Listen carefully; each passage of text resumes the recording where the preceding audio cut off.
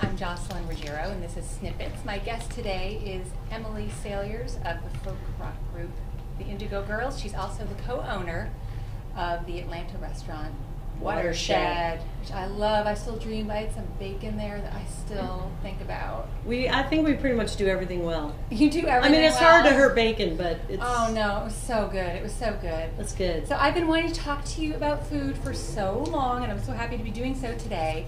So, there was a New York Times article, we were just talking about it, by Kim Severson, 2005, in the New York Times.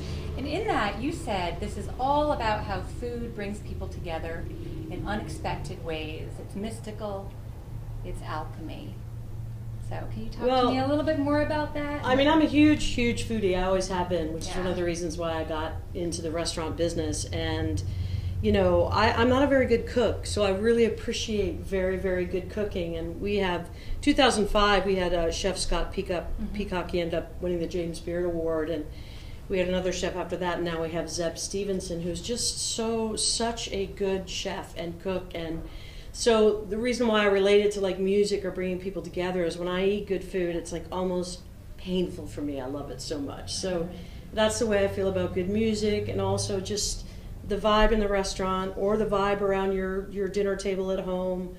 Thanksgiving's coming up, just communal gatherings that center around food, hopefully that's homemade, you know, if you're fortunate enough, or just lift people's spirits and bring them together, and it's a great thing to share time around.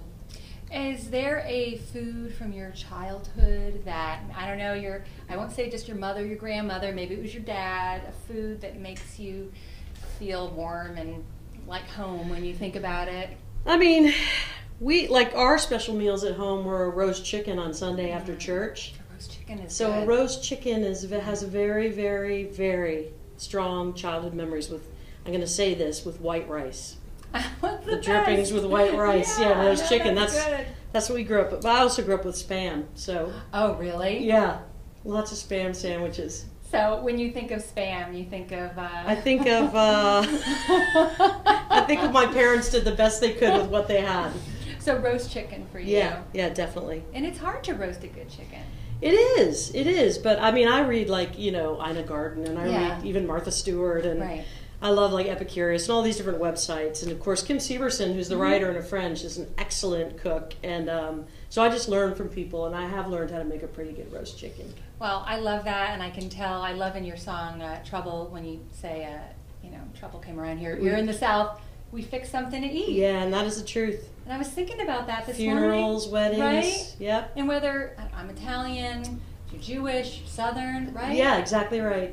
Some tough time, you just sit down and you commune like that. It's a comfort, and it, you know, in times of sorrow, sadness, or when people have to go through something together, if you make food, it's a gift that you can bring, and then it's a gift that you can share, and it's just a very important part of really the fabric of all of our lives, really cross-culturally, not even in our region, but in the country and then across the world. That's what people do if they have food to make. You know, every time I think about a good meal, I have to say we were sort of raised to think about people who don't have as much to eat, and 1 in 5 children. Yeah, so I appreciate the bounty that I've had on my table. Great. Well, thank you so much. Thank you for being with me today. Thank you. Thank you. Snippets. Snippets.